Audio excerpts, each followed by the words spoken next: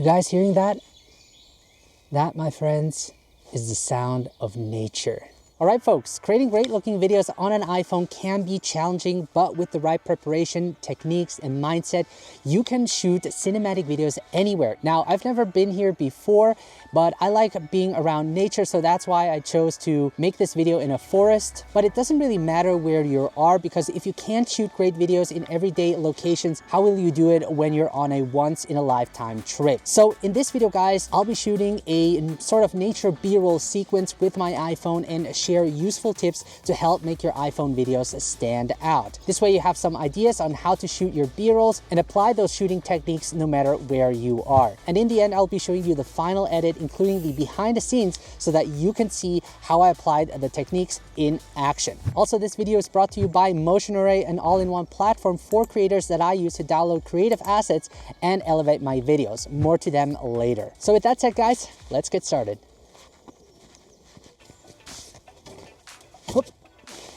Okay, so the first tip I have is to think about the story you want to tell. This will really help you guide your shots and give purpose to your videos. And you can keep it simple. In this example, the story is about me exploring nature, like in most of my videos, and finding beauty in unexpected places. And with this rough idea, it will be easier to capture shots that convey that message. Now, another important tip that I don't see many people talk about is staying calm. Once you get on location, you don't want to take out your phone and start shooting everything. You want to familiarize yourself with the location. Take a walk, soak in the view, stay relaxed. Because if you're relaxed, you're more likely to stay focused. And if you're focused, you'll have an easier approach of getting the shots. And this also prevents you of, filming everything around you, which then makes it really hard in the edit to piece together. So yeah, stay relaxed. It's not some kind of test, and just have fun with the process.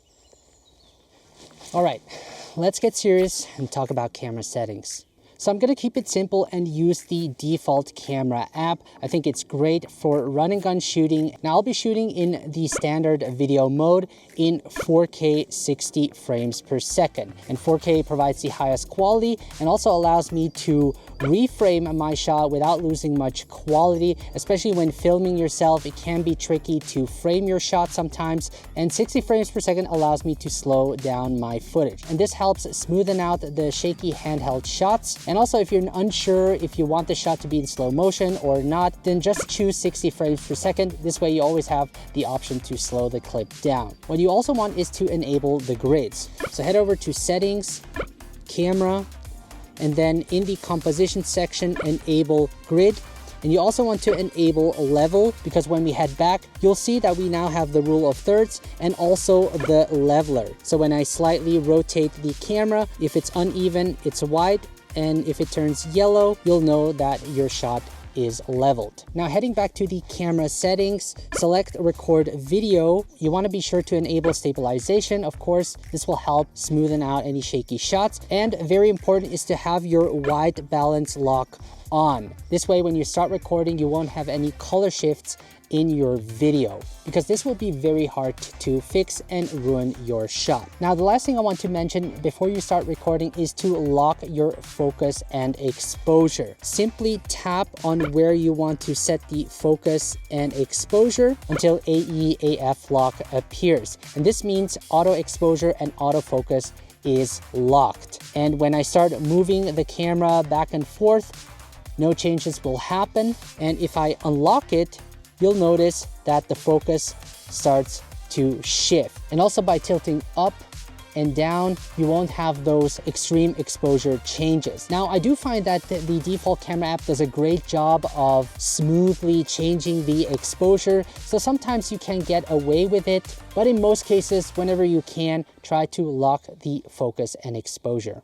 So as for the camera setup, I'll be using my trusty tripod from SmallRig. By the way, I'm gonna link all products in the video description below if you're interested. And I'm also gonna use this clamp, which allows me to secure my iPhone on this tripod. Now, I think everybody should at least have a tripod because this allows you to frame yourself more easily, and also very importantly, film yourself if you don't have anybody to help you. Now we're doing a good mixture of static shots as well as handheld shots to create a dynamic video. So with that said, let's get into the shooting process. So my next tip is to think about the opening shot. And usually in an opening shot, you want to establish the scene and let the viewers know where it takes place. And I've decided to shoot a time lapse. And since it's cloudy today and we have lots of clouds moving, this would look really great in a time lapse, which indicates the passage of time, and also have trees in the shot to indicate that we are in a forest. The opening shot is also very important because that's where you want to hook your viewers'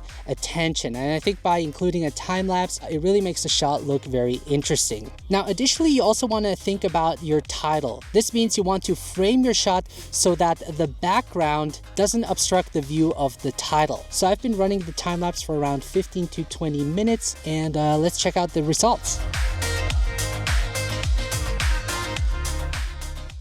Tip number 6 is finding a good title. And this is where our sponsor Motionary comes in. What's great about their platform is that they provide a wide range of assets, tools, and resources for creators like myself to help enhance my videos and save time. Whether it's stock footage, transitions, music, or titles, Motionary has you covered. So I'm going to look for a title that fits my video and gives it a professional touch. So what I do is I head over to Motionary's website and select Final Cut Pro, since that's my main editing software. From here, I could use the category section, but I prefer to use the search bar. I type in cinematic titles, and as you can see, I get a vast selection of different titles. I found the trendy cinematic titles pack to be good. I simply click on it, watch the preview, and download it. Then it's as easy as dragging and dropping it onto your timeline, naming it, and there you go. You don't have to start from zero to make a cool animated title. By the way, if you're wondering where I got the music from, well, you guessed it right, it's from Motionary. You can choose music, and under the filters option, there are various genres available. I went for the film score genre and quickly found the song Spring Bloom by VP Studios, which fit the vibe I was going for. They also offer sound effects like forest ambient sounds, perfect for adding realism to your video. Let me just play back the video with just the sound effects.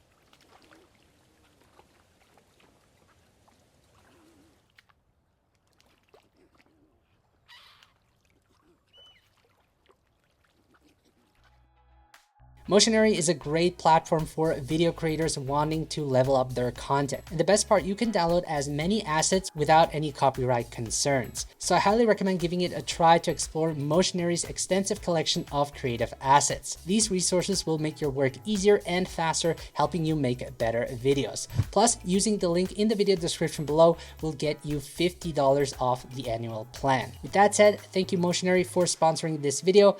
Let's get on with our next tip. So my next tip is to guide the viewer's eyes. So now that we have our opening shot and our title is placed in the center, we want to make it easy for the viewer in the next shot have the subject or object be centered in the frame. And by doing this, it makes it comfortable for the viewer, allowing them to feel more immersed in the video. So I've noticed this small house on the other side. For that, I'm going to use the 5x and I'm going to shoot in 4K 60 frames per second. And we have some nice foreground as well. And I'm going to do a slight movement from left to right while keeping the house in the center. So remember to first lock the focus and exposure, and then we're going to create our shot. 3, 2, 1, and action.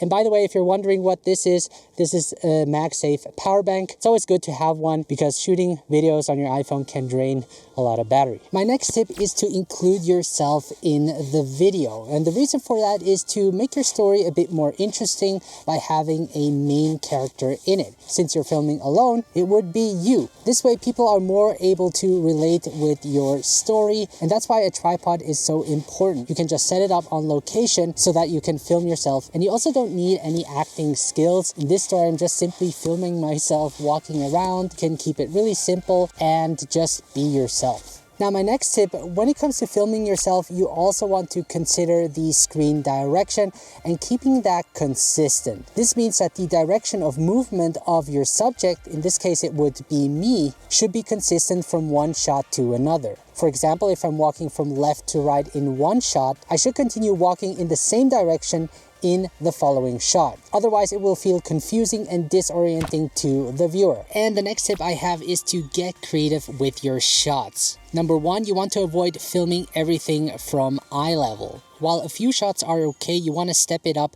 by changing the angle. Think about what could look interesting for your viewers. And since you have a tripod, you have a lot of possibilities to set up your shots creatively. For example, you can get a low shot of yourself walking across a bridge, or you can even place your camera behind a wooden stairs to create some foreground and sort of create a frame within a frame shot. What also creates interest in your shot is adding depth. What I like to do is add a foreground, and by having me walking across the frame, we have some foreground, midground, and background creating a depth. Now, because it's a bit more difficult to achieve a shallow depth of field with the iPhone, there's a shooting mode called cinematic mode, which creates those fake blurry background. And if you do it right, it actually looks quite convincing. And for that shot, I chose cinematic mode just to add additional depth to it. So my next tip is to think about the ending of your video. So we have an opening shot,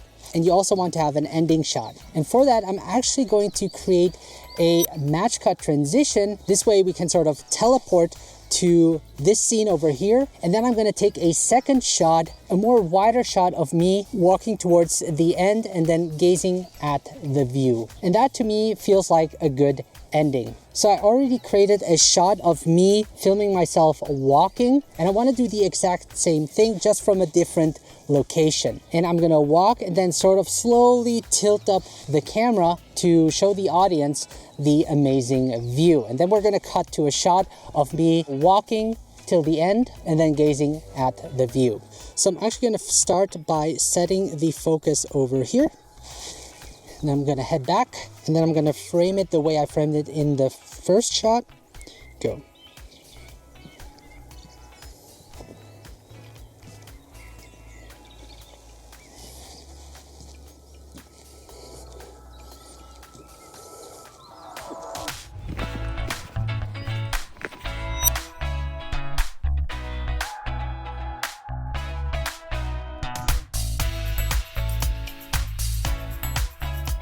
Now, as a bonus tip, if you have the time, try to capture some extra B-roll footage. So usually I would capture a scene from different angles to help tell the story in the most effective way. This will give you more options in the edit, and that's why I'm going to capture a third shot of me, a wide shot, which I think would also work great as an ending. So let's do that, and I think this framing looks amazing. First of all, we have these beautiful reflections. We have a nice symmetry going on. I'm gonna set and lock the focus over here. We're gonna start recording.